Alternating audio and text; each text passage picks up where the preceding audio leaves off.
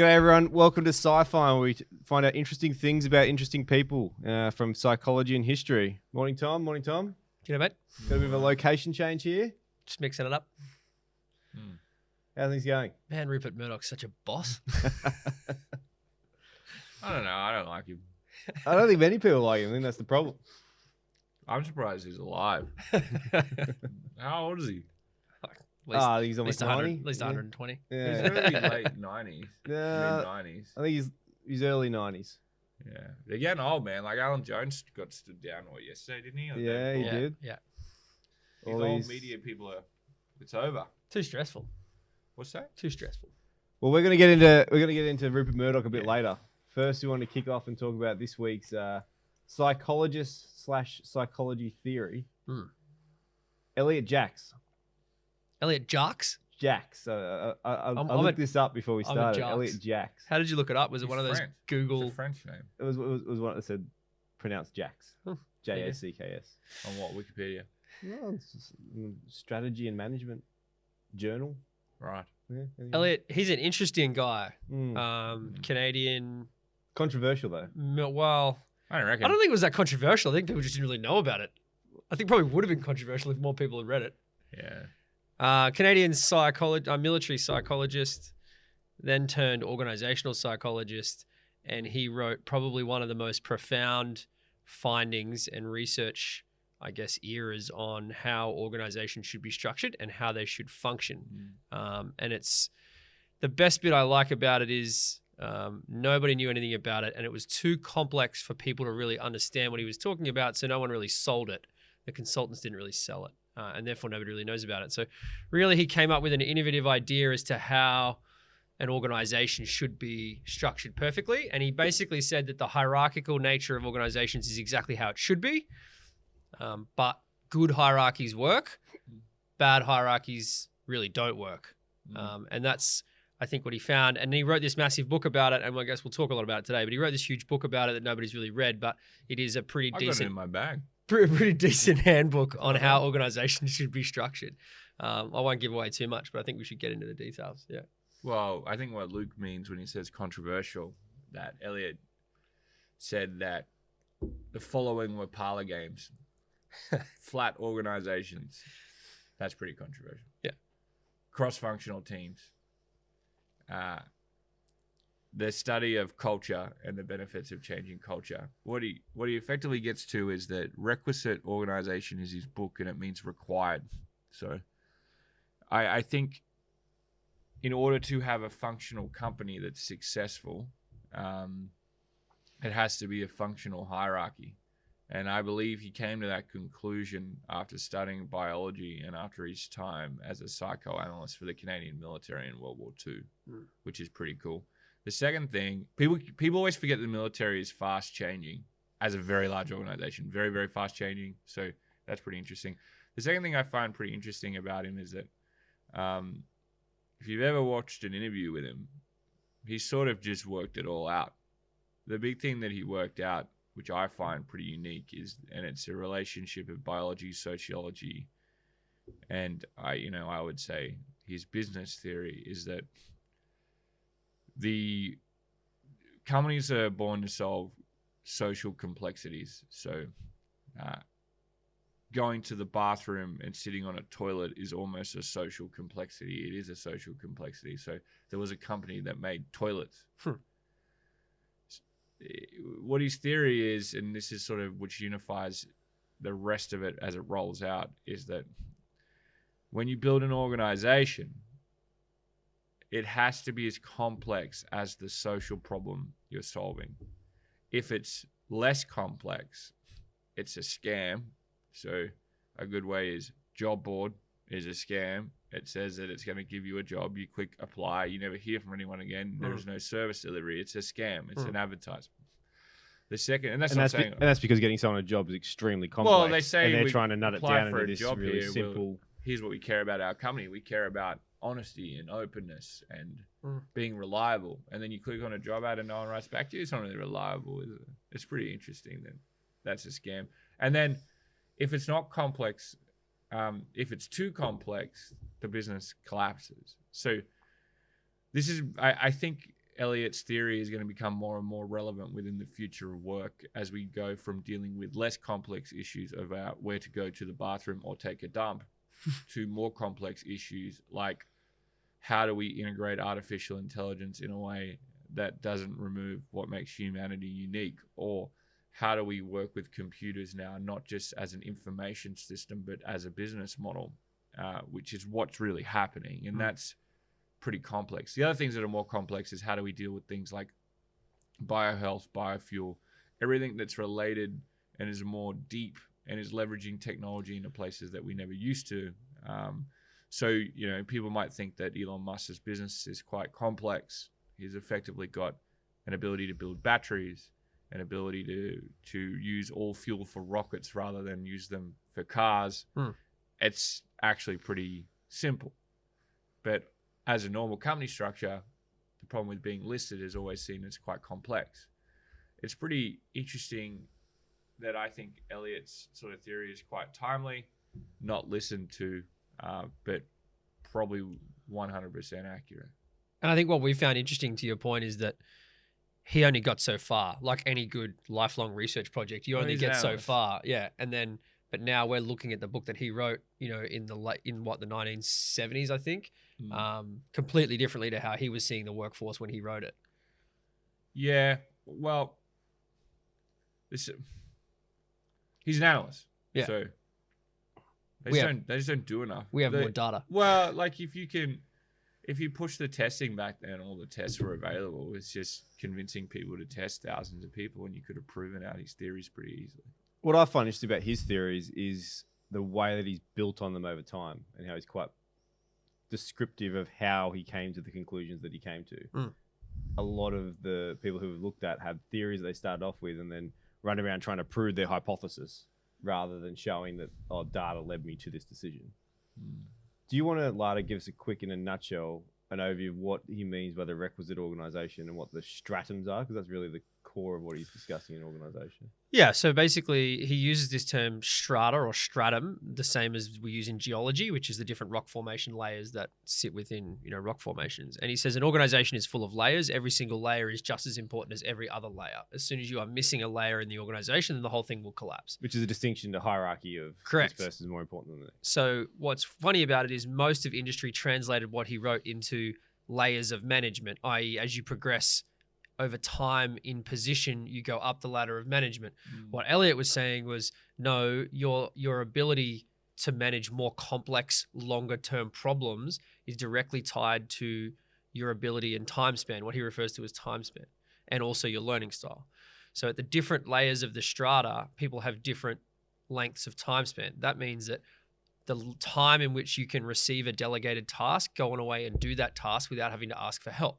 So if you imagine that you work in a call center and you're making calls, filling out your form, logging that call, and then starting a new one, your tasks are maybe every 10 minutes. And then you're starting a new task. So in that time span, there's not a lot of unpredictable problems that can go on because you've got a very structured checklist and process that you have to go through. So that's a lower level strata because it can be done quite easily. Whereas if you had a 2-year business that you were making or contract with a client that lasted 2 years, anything and everything could go wrong. The client personalities change. Internal to your company, things change. We have COVID. And so the level of unpredictable problems is far more complex. So you need somebody who has a longer ability to have a longer time span to solve all those problems. And so he says, as you go up the stratas, the time span goes from 3 months to 12 months to 2 years to 5 years to 10 years. So really, your first C-suite positions in companies should effectively have an ability to look after a problem that is 10 years in duration, which is quite huge when you think about it. And then you think about the CEOs out there and the length of time, the problems that they deal with aren't that long. And then he talks about learning style. And learning style is the last bit to the stratas, which is the first strata is all about trial and error. So you test things, see if they work. If they do or don't work, you get data, and then you test something else. The next strata is all about analyzing. So learned experience. So I've done that before. I've seen someone do that before. I know how to do that. And then the third layer is all about, I don't need to know anything. I'm just going to analyze data that's coming in, make decisions, build a system, solve the problem. And you can see how that learning style aligns with longer, unpredictable time spans.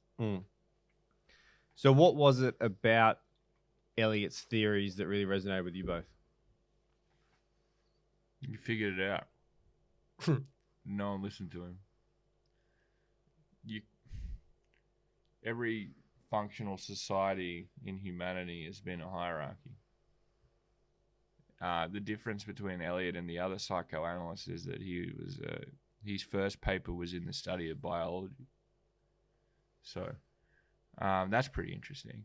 There's some pretty interesting links between what Peterson is saying at the moment about biology and what he's saying about hierarchies.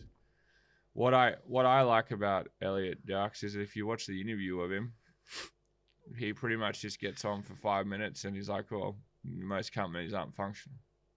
And you only have to look at their margins to know that they're not functional.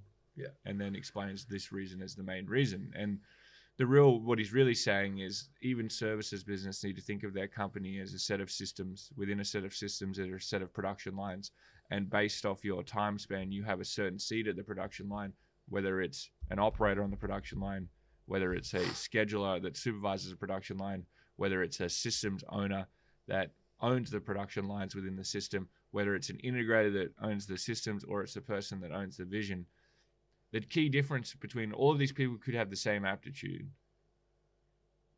but it's about matching your company's remuneration system and benefits to the tasks that they're good at. So the way and I think this is how he figured out. So the way the military works is that there is a way that you can be promoted as a generalist, which we would call a generalist, right? So you could become a leader of X and then a leader of Y and then a leader of Z.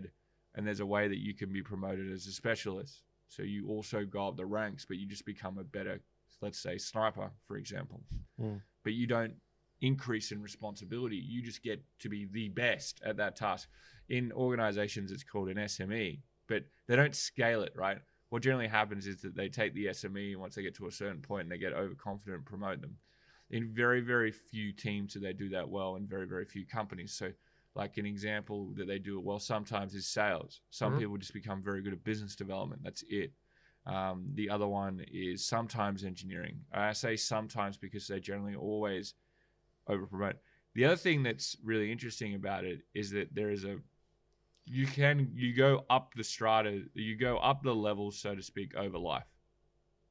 I found the age thing really interesting. So you go through, So the easiest way to think about it is time span is the most valuable capability, then skills, then temperament, right? Which is the big five, which is one test that we've spoke about. Skills and aptitude are sort of second, and learning style is sort of first. The big thing here is that there is a correlation between people's learning style and their aptitude strengths, right? There is a big one. Like, so people that have more abstract reasoning are going to be more linguistic learners. People that have more numerical and verbal reasoning are going to be more root cause analysis, logical or mathematical learners, depending on which term you want to use. He literally split out the levels of work based off your learning style. Why? You consume data at different rates and think about different things. So someone that's sort of a vision or is sitting in messaging and marketing, which is right at that, you would say, top level above the systems, they're generally going to be someone that can speak about a large amount of ideas with little amounts of information and generally be quite accurate, which is pretty interesting. So, like, why how they take in information is by speaking about it. So if you think about how brain cycles work, right? And this is where it gets really, if you're a kinesthetic learner, you have to do the task, see the task and do the task in order to do it. That's a long cycle. Think of it like bit rate in a computer. Yeah.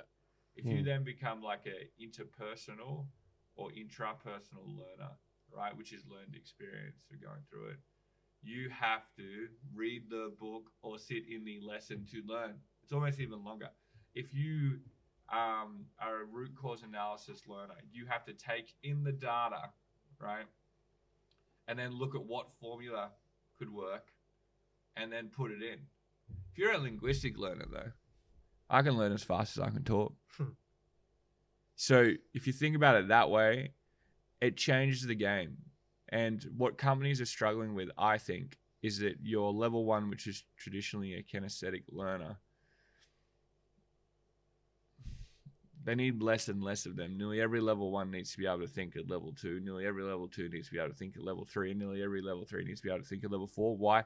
The complexity of the problems that we're solving they're becoming more complex, and the go-to-market has to be faster.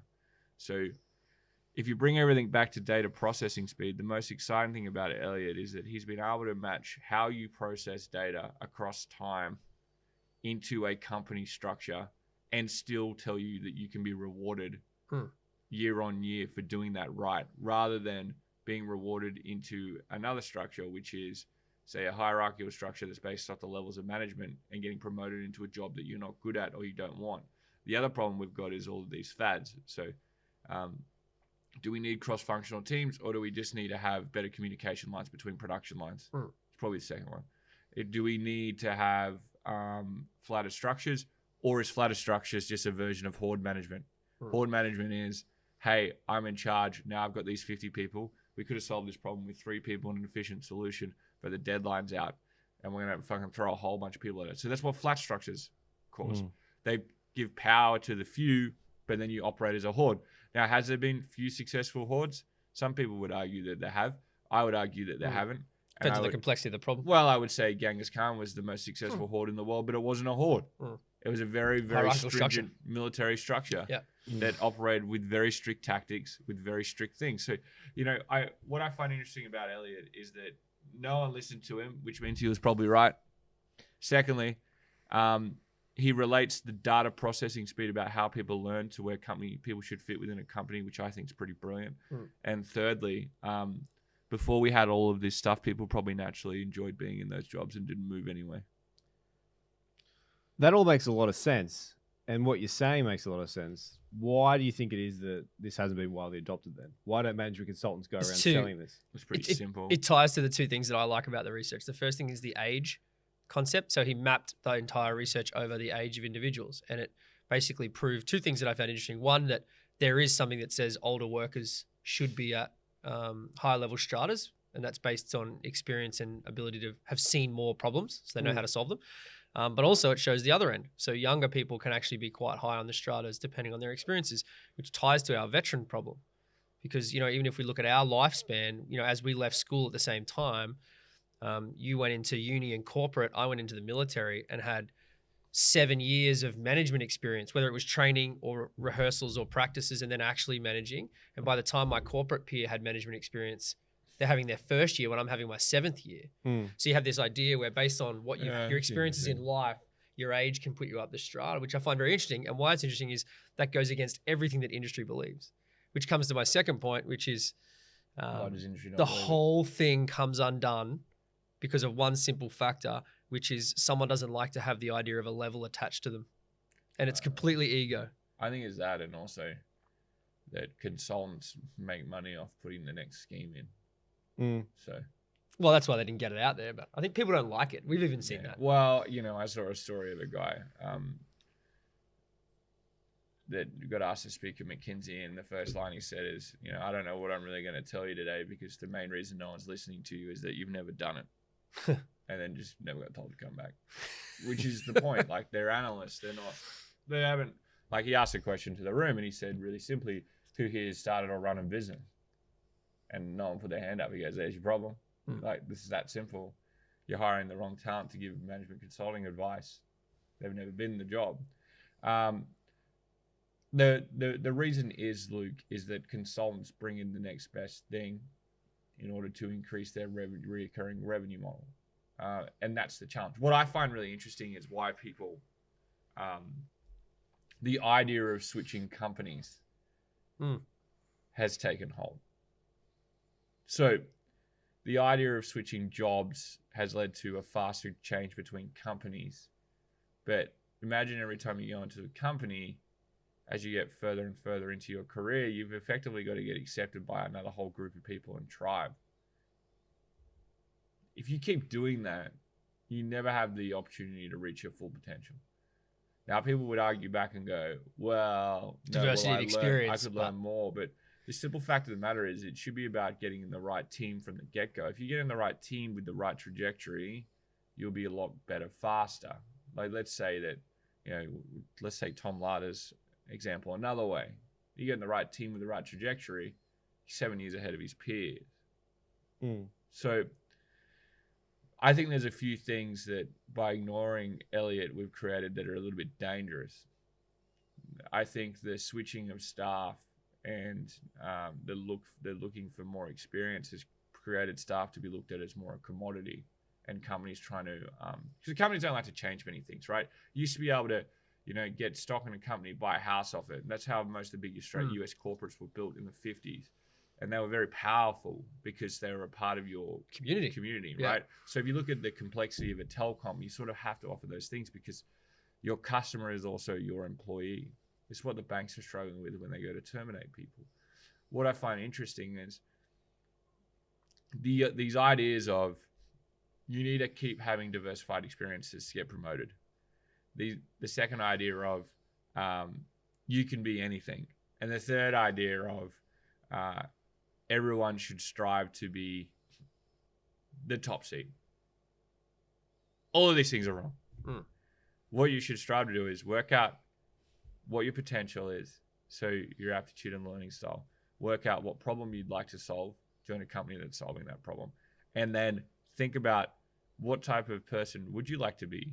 Do you want to be the person that becomes great at managing production lines?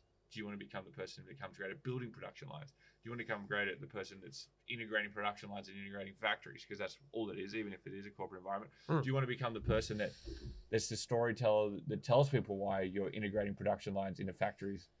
Like, a lot of people, if you looked at what the CEO role does and was actually told what it does, wouldn't like to do it. And one of the things I was saying to Tom last week is that I think some of these companies are so dysfunctional that there's a significant exodus of CEOs. So they've played the game, they've gotten to the top. And this doesn't happen with founder-led companies. It's happening with listed companies. And they've realized that they're being held accountable by the market, but they can't maneuver the company. So you have, because it's not connected, you've got so many broken down lines and so many things going on, and I think it's been created by a lot of these fads where let's provide a place to work where we can all work flexibly and pick what careers we want in companies, and it's honestly it's been created by chaos. The difference is now between, I think, when Elliot was around 20 years ago and now is that the power of information's made them more dysfunctional. It's the same that you're seeing with media. So, where do you think it sits? Elliott's communication style. So you watch those videos he's talked about. Do you think his inability to sell the vision contributes to the fact that it hasn't been widespread? Yeah, but it's less about communication. It's more about, I'd probably say, confidence. I don't think it's him though. It's hardly ever the person that usually gets it out there. It's just fucking him. So, well, think of it this way, right? Elliott's an analyst. How many analysts do you know that beat down a company's door and tell a company not to do anything? And if they do it, it's like they usually only tell them if they're asked. It's like Moneyball. Like, it's like this dude who's so like aggressive. He's not a quiet person. He's quite aggressive. If you watch Elliot, he's not an aggressive guy. Well, the other thing is no one's backing your theory, right? It's just his theory that he's written that's integrated sociology, biology. If he'd had the best company in the world and then had this theory, maybe people would have listened to it. Well, I reckon Bezos is doing it. Well, I agree. There's a YouTube clip by Tom Foster, which is a lecturer at the University of Tampa. Yeah. Who accurately describes this whole theory of the requisite organization probably much better than Elliot Jacks has ever done. And his ability to communicate it is probably what gets it. I think he's made some good money off teaching people the theories, actually. Yeah. He's an academic analyst. Yeah. So I'd say we're applying some of Elliott's theories at the moment, but if you think about him in the military, he's a psychological officer compared to combat people. We're ambushing everyone, showing them what works, and then they're realizing. I don't think he's going to do something like that. And he didn't have the, I would say he didn't have the, well, the other way is also how those types of ideas are distributed. So if the distribution channel is mainly consultants from academia and they don't agree with you because it's going to ruin their revenue model. And you wouldn't understand it. They wouldn't understand the book. Maybe. Yeah. But if they, I don't know. I reckon it's pretty. No, then it blocks it. Like he doesn't have, why would anyone sell you shit if it stops you making money the year after? I think you said something before that I think is really important. I don't know if people picked up on it. Is part of what he said is just because your skill is great at something doesn't mean you should be a manager. And it's all that, best players don't make great coaches. And it's in part that problem exists because that's how the funding model works. You have to climb the ladder to earn more money. Right. So that drives one bit. But also there's this perception now that if you've been doing it for longer and you're better at that skill, therefore you'll be better at showing other people how to do it. And that's just absolutely not true. Like there's so much science that is just flat out not true. So if you think of, say, an infantry platoon, right, in the Australian Army, you are 100% in charge of that platoon. You have a senior NCO who's like the 2IC. You have 3 or 4 section commanders. Those 4 to 5 people earn way more money than you, but you're in charge. So have a think about that for a second. Does it affect the model? No. Do you have any problems at all about pay or promotion? No. What the Army does is it lays out its pay scale against the levels, shows you exactly where you're going to make money when, if you continue on your positive performance year on year, and it shows you if you stay at the rank and become a technical SME, and if you then go up the general management path, the difference. Obviously, over time, the people that are running the military at X are making a lot more money. It's a very big organization. The problems are way more complex. It's hard to run an army. But it highlights the point that 80%, all right, and let's really think about this for a second. This is where it gets different. Level 1's like 40% of the population. Level 2, schedulers, 40% of the population. And then starts to get to level 3, maybe 7%. And then you get to level 4, it's like 1.5. And then you get to level 5 and it's less than 0.07% or something, right? So if you're in charge of an army, you're in the 0.07% of people based off your learning style. You might have people at level 2 that have the same aptitude as you or the same IQ, or however you want to put it. On paper, you could do the same test to be smart, but the way you process information is different. So the types of problems that you solve are different. The chief of army isn't solving what's best placed to use the new type of sniper rifle within a 2-week battle. He's worried about, if I equipped my army with these type of sniper rifles, and he's probably not even worried about this. He's probably worried about, if I increase my army by this amount of snipers at these levels, or if I increase my infantry battalions that have these type of snipers at these levels, what is the increased lethality of my army over a 90-day period? And I care about a 90-day period because I'm planning for 90-day period changes to change over the next 5 to 10 years. So I want to increase my lethality every 90 days for the next 5 to 10 years because that's the plan. So I need to then buy equipment and bid off government for the next 5 to 10 years, but be able to prove my lethality in every 90-day cycle. That's pretty insane. Like that level of is a complex system supplying you the information, but it's also the ability to think on multi-levels. So I think the military actually nailed this model, and that's where I think Elliot based it off.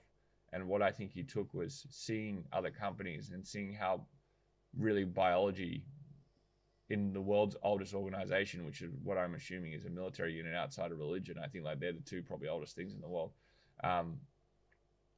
It comes together to create a pretty functional organization. One of the things you never deal with in the military is anyone worried about losing employment. I think what do they call it? Lifelong employment. Lifetime employment. Yeah. No one ever wondering about where they're getting paid next. And no one really ever worried about promotion. What they worry about is posting location. Now, it'd be hard to prove how many people politically at the lower ranks can make that happen. And then most people accept it. So even if they get posted there, they'll stay or they'll go.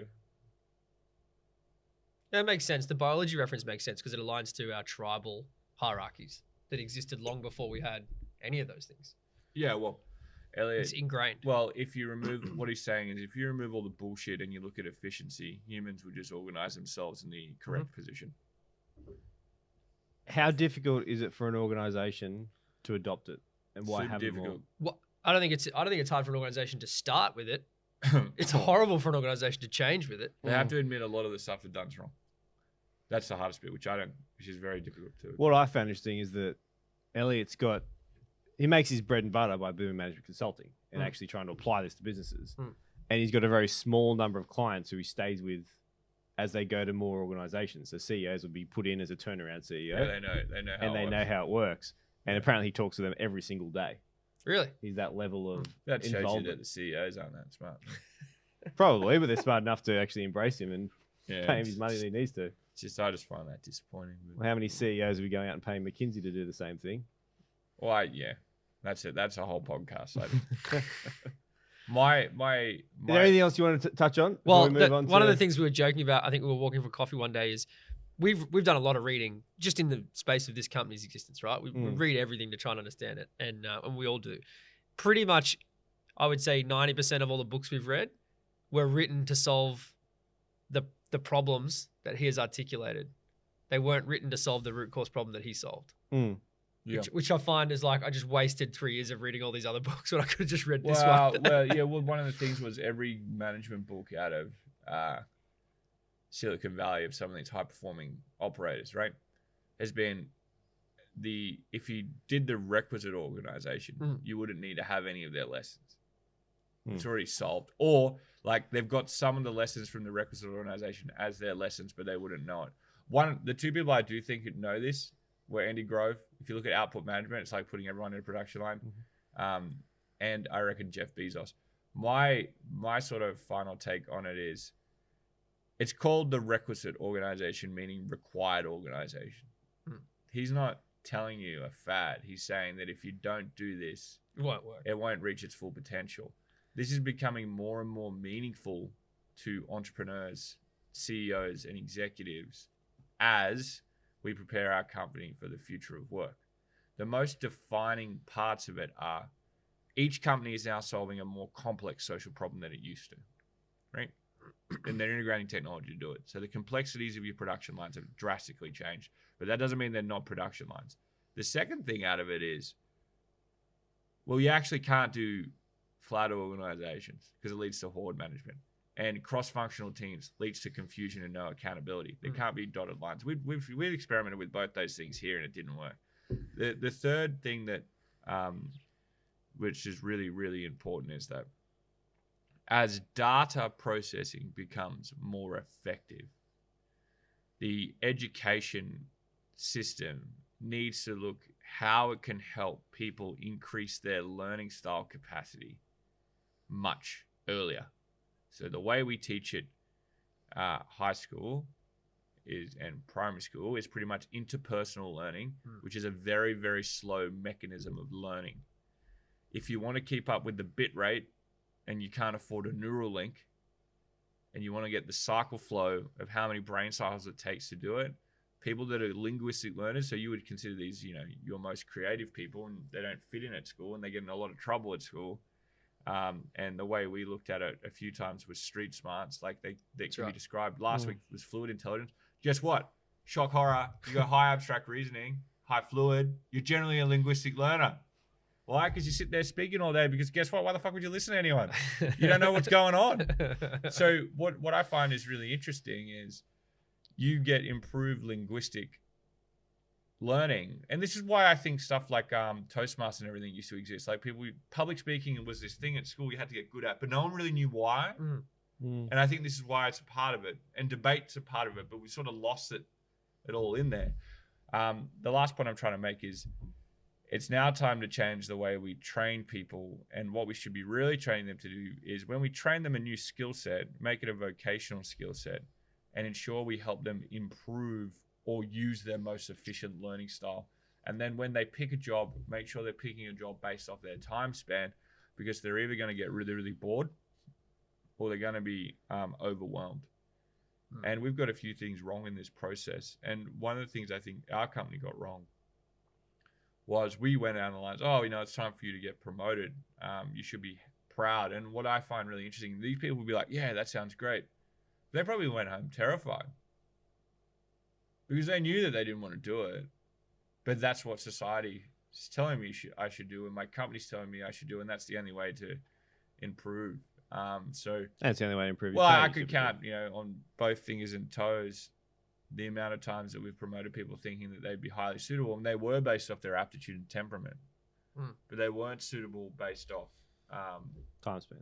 Yeah, and if you think about how complex our organization is, the average level 2 person doesn't need to think for a week like a production line manager, like you would think. Our production line runs for 3 months, so the average sort of level 2 operator needs to think for 3 months, which is generally what a listed company's C-suite would think, which is pretty big jump. And that's the startup conundrum, right? You're solving highly complex issues at speed. You need to think longer. Every action, it's high stakes. It changes it. So I think that the requisite organization is a must read for anyone starting a business or is currently running one. 100%. The second thing I think about it is, will they be able to change their organization? 80% of the time, I don't think so. The only way I reckon it could happen, and it's in the book, economic failure. Recruitment. He clearly talks about how simple it is to do recruitment right based off time span. And it's so, for anyone who's done a lot of interviews over their years, like, it's so terrifyingly simple when he talks about it, which is we spend all of our time in interviews, whether it's electronic or automated, doesn't really matter, asking what you've done and at what level. But all we really need to do is ask 5 questions about how long you used to do it for and how long were you given tasks without needing help. You just have to change like 5 to 10 of your questions to understand. Hard to ask, though. It is hard. It's hard. Not if people have practiced at it.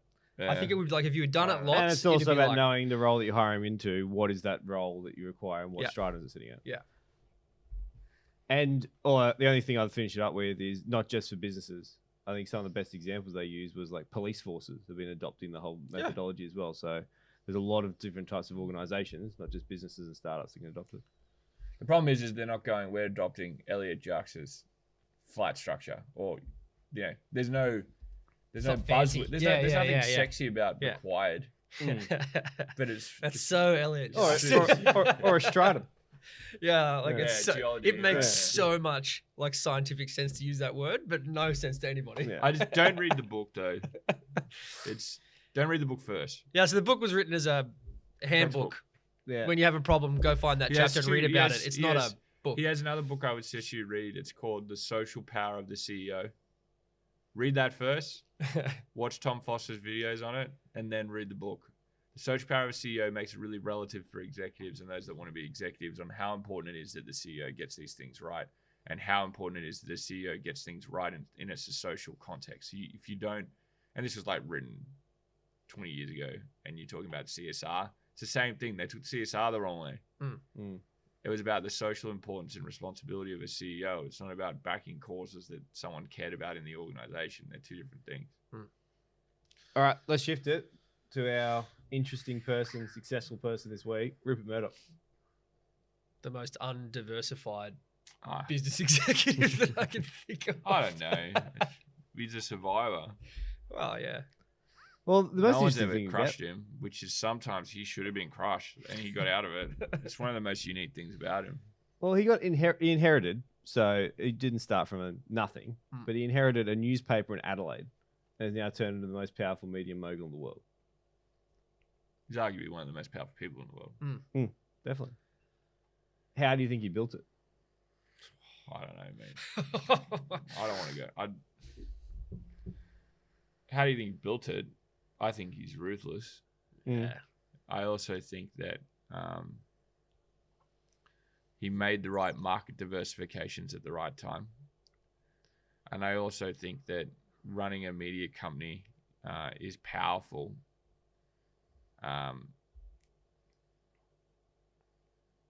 If you understand the value of the information and having as much of it as possible. So I reckon, I'm just looking at his timeline here, like just pure shock action. Like you look down the timeline of just like 76 New York Post, 79 News Corp, 81 Times of London, 82 Boston Well, Herald, he's the 83 Chicago Sun. Like he just took the over. The one differential I would say is that he worked out the power of information, and that if you think about the power of information, one of the most unique things about news is that Australians, for example, like to read other countries' news more than their own. So if that's your main revenue base for a certain period, why don't tap directly into other news stories and improve the profitability of your organization by telling the same story 3 times in 3 different locations that are similar? And the other thing is, you have a news network that big, you have an intelligence network that's fucking huge. And he had I would say he's got one of the most powerful intelligence apparatuses in the world. 100%. I reckon he looked at that whole industry just like a stage. Well, he owned the stage, and then he owns anyone who wants to get on it. Yeah, so I think it's speed to market and speed to market diversification, and then being absolutely very smart, tactile in approaching each of those markets and integrating everything was probably the key to success. I think. I don't know much outside of that. Do you think he's the type of person who's driven by the business success or the power? I don't know. I don't know what he's driven by. I think he's driven by the ability to affect someone's decision because they're scared of him. But it depends on what you're scared of. Are you scared of a story getting splashed across the papers? Or are you scared of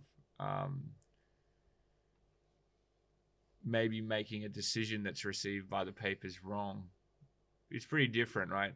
One's really selfish. One is a past self. One is future self. So he can destroy your future self and your past self. That's pretty powerful. So, but he can also make your future self. But that's, yeah, I don't know.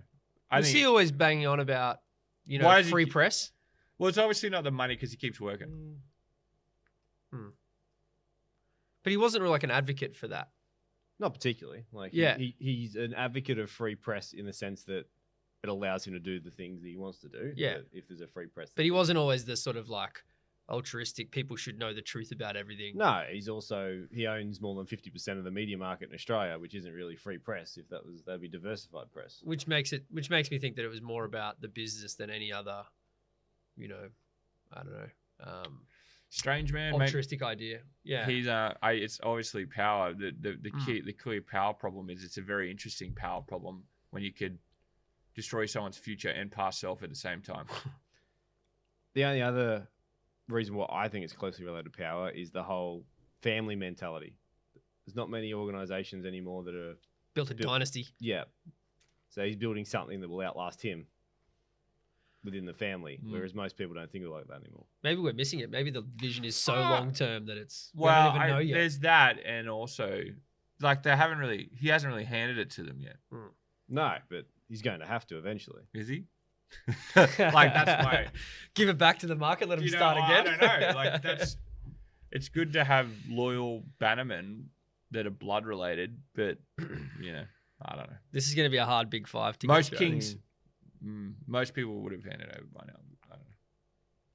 I don't know. This guy he's a machine. Why do you think there's so much hatred for him? Well, at one point, he had a call every week with the Prime Minister of Australia, the Prime Minister of the UK, and the President. Every week, he had his own call. That's terrifying for people. The fuck? Like, does that sound like 3 functional democracies? It doesn't. It's not a functional democracy. And then there was the whole distrusting phone scandal hacking scenario. I don't know. Like, I think I would be even the average person is probably pretty worried about him. Do you think who's an example? Who has that much power, mate? No one's ever had that much power. No, of course. I'm trying to think. Do you think if Elon Musk had a weekly call with the president, that people would get as upset as they do by Rupert Murdoch having a weekly call? No. I don't reckon. No. So that's different. He's only in one bubble. Have a weekly call with the president. It's very different when you've got three of the world's leading democracies. It's a different scale. I think people would be upset if Elon Musk did anything because he's misunderstood. Maybe Musk is a bad example. Well, like if you put, let's say, tech entrepreneur A, so like Schmidt, Google, right? Yeah. 100%. Watch him come up as Secretary of Defense nomination for Biden. Watch it happen. He's been positioning for it for 7 years. Predicted it here first. Yeah. He's been positioning for it for 7 years. And the reason I think he's positioning for it is that they unleashed such a hell with AI, especially in another country, that they shouldn't have, that he probably feels a little bit guilty about it. So now I need to go back and serve my country after becoming a billionaire. Like that's, why else would you do it? What I'm saying is, will that be suspicious? Yeah, it will be suspicious. Would it be as suspicious as someone as having 3 calls with each fucking head of state? And no matter if the head of state changes, the calls don't change? Yeah. Yeah, I would say so. The other thing that I find really terrifying is that when they printed the conversation between Australia's 2 media moguls in their papers, which got rid of the last Prime Minister. That's terrifying. It's arrogant. It's out of control. Probably doesn't have a phone call with the Queen, though. Oh. They probably don't care. Well, the point is that if you could put the transcript of you talking about the current Prime Minister and got the balls to do it in all the newspapers, and you two are arguing about it, mate. Untouchable. Basically, They're bragging untouchable. about how The listed CEOs aren't untouchable. Generally, this guy's untouchable. Do you think that the whole media mogul will die with people like him and Kerry Stokes when they pass away? No. We've already got new media moguls. One's called Zuckerberg. So no. And there is a simple type of person that wants to control information. And there are other type. Most people don't want to control information. So, all right, let's kick into his big 5 then. The real conversation is, has he done any good? Can't see much. Well, I don't know. I can't see much in the article. He might have. It'd be interesting to see how the next year. Maybe it's hard because it's that classic media thing where you spend your time on all well, the it's things pretty that are hard bad, to run right? a profitable media business. Is his business profitable? Yeah, but struggling significantly compared to what it used to be. But it was when he was in his limelight, right? The reason why I know that he's looking for power is that the Australian newspaper has never been profitable, but still continues to pump it because he knows it's the most powerful thing he's got. Really? Here in Australia. No. Because the thing that's flabbergasting, though, is that he's probably the biggest success story for an Australian businessman. But no one celebrates him like that. Yeah, it's a shame. Maybe. Known. Known. They're like, that's... Yeah, you own the media. If he was in a different type of industry, will he be known? I don't think there were people clamoring to write a book about him. Probably wrote it about himself or paid it. Like, you know what I mean? Like, yeah, I've read a book about him, and it was attacking him the entire time. There's some really fantastic Australian business people that never get heard of. So, yeah, I don't know. We're gonna be taking a stab. The next 5 years, him playing out will be interesting. His temperament's probably pretty solid. So let's face it. What do you think his neuroticism would be? I reckon his disagreeableness is like 3%. Yeah. I reckon his neuroticism is probably less than 5%. I reckon he's super low neuroticism. I reckon his conscientiousness is definitely above 90. Yeah. I reckon his openness to experience is definitely above 85. You reckon? Yeah. Yeah. Mate, I'm just going to put my transcripts in my newspaper about the head of state, and I'm just going to do it. Yeah. Or I'm just going to take my little newspaper in Adelaide and then take over the world. His self-efficacy is super Well, high. I'd like to, the other version of this story is that he took over the newspaper in Adelaide. He was a really optimistic entrepreneur about free press. And as he started to Unravel bash his way Yeah. through each screen layer, he realized that the whole thing's a fuck fight. And, you either become twisted in that approach or you become the hero with all the stab wounds. And maybe he could still be the hero out of it. I don't know. Because there's a one of those, what do you call it? Because some people could be said that Turnbull needed to go anyway. So that sort of whole interaction, they got rid of him, maybe was the right thing to do. Well, there's a whole drama series that was on Channel 9 about 5 years ago, which was all around media moguls and basically painted it like that he was this very optimistic individual who took over the newspaper, who was beaten down by the likes of Kerry Packer's dad, Frank Packer, and he struggled to get into the boys' club, so just decided to take over it. Well, Oh, that's true, yeah. that's the other angle, right? Like he was the optimistic printer. Like, you know, let's say like Benjamin Franklin, right? That then used it to get into higher echelons of society. The difference is that Benjamin Franklin was celebrated at the time, and this guy may have not been, which has caused the chip, which has driven this whole fact. One thing I find really unique is it'd be interesting to see what he does in the next 5 years. The one relationship which I've never understood is that in the later 5 to 10 years of Steve Jobs' life, he became very good friends with Rupert Murdoch. That's interesting. That's an interesting friendship that never really played out in sharing stab wounds. Little bit. If you read the book that talks about that, which is they're misunderstood by whatever they're in and they've copped it. The difference is that technology can improve someone's life drastically, whereas a news story for a year, Day to day, that's right. Where a news story is day to day and changes. So it's like if you think about your fight, your annual knockout fight is once a year, but fights the whole year and it's the same fight versus. And he's tried to get into tech so many times and it's just failed. Completely different mindset. Well, he famously bought MySpace for about $500 million. Yeah, that's pretty interesting. And within 2 years, he wasn't wrong, right? No, he wasn't technically wrong. No, he wasn't wrong in the bet of buying a digital business. He was just terrible at running a digital business. Yeah, see, that's the difference. Or finding one that had the better CEO. Yeah. But the idea of social media MySpace Tom was when he bought it was pretty smart. He probably bought it. I think he bought it at the same time that Facebook was barely getting. It was still sort of in its wasn't too late. Yeah, it was the number one social media site at the time. He even bought it at the time. At the right time. Interesting.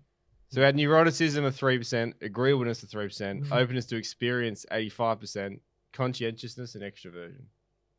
Well, he's super conscientious.